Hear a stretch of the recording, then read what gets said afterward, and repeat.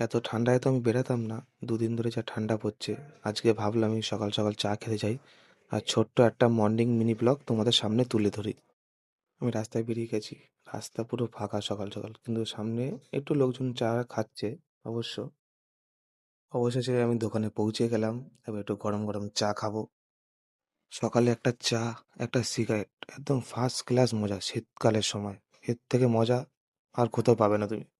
আর ride করে এসে চা খাওয়ার মজাটাই একটা অন্যরকম। পরে যাবার সময় ভাবলাম উষাটা একটু ঘুরে যাই, কিরম লাগে। দেখি পুরো মাঠ ফাঁকা, কিন্তু আমার সাথে একজন আছে।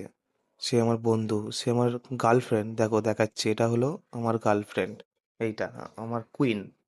যদি ভালোবাসা যদি বলো আমার, সেটা হলো আমার গাড়ি।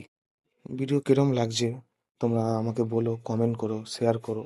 আর যদি কিছু ভুল হয় তাহলে বলো। আমি বাড়ি চলেও এসেছি এমনি। এখানে আমি ভিডিওটা শেষ করলাম। টাটা।